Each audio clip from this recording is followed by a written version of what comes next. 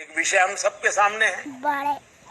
देशवासियों पर petrol diesel की बढ़ती कीमत का बोझ कम करने के लिए केंद्र सरकार ने एक्साइज ड्यूटी में कमी की थी। पिछले नवंबर महीने में कम की थी।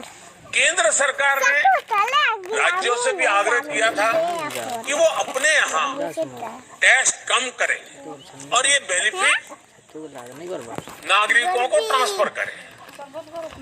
इसके बाद कुछ राज्यों ने तो भारत सरकार की इस भावना के अनुरूप यहाँ टैक्स कम कर दिया, लेकिन कुछ राज्यों द्वारा अपने राज्य के लोगों को इसका कोई लाभ नहीं दिया। इस वजह से पेट्रोल डीजल की कीमतें इन राज्यों में अब भी दूसरों के मुकाबले कहीं ज्यादा है। ये एक तरह से इन राज्यों के लोगों के साथ अन्याय तो है ही, साथ ही पड़ोसी राज्यों को भी नुकसान पहुंचाता है।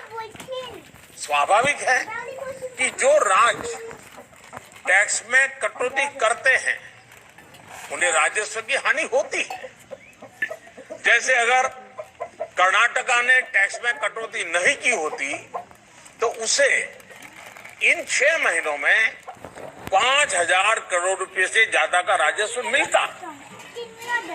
गुजरात ने भी टैक्स कम नहीं किया होता तो उसे भी 3,500-4 हजार करोड़ रुपए से ज्यादा का राजस्व और मिलता।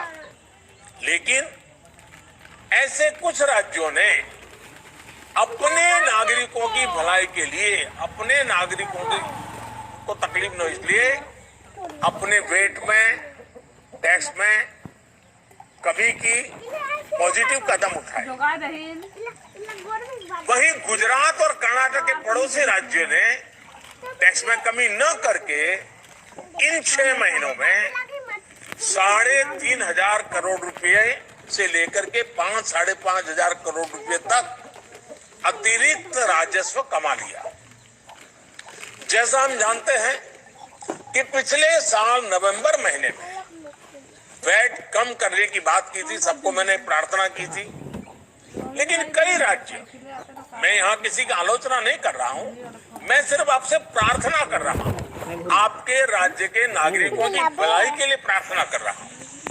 अब जैसे उस समय 6 महीने पहले कुछ राज्यों ने बात को माना, कुछ राज्यों ने नहीं माना। अब कई राज्य जैसे महाराष्ट्र, पश्चिम बंगाल, तेलंगाना, आंध्र प्रदेश, तमिलनाडु, केरला, झारखंड, किसी न किसी कारण से उन्होंने इस बात को नहीं माना और उनके राज्य को, नागरिकों को बोझ कंटिन्यू रहा।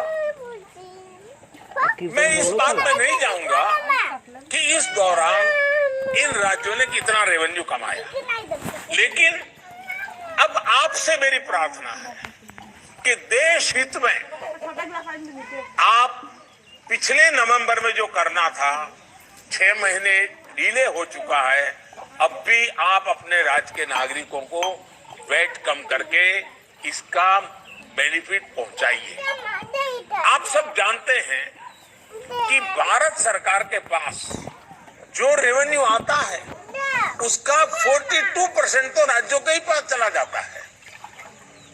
मेरा सभी राज्यों से आग्रह है कि वैश्विक संकट के इस समय में कोऑपरेटिव फेडरलिज्म की भावना पर चलते हुए एक टीम के रूप में हम सब मिलकर काम करें।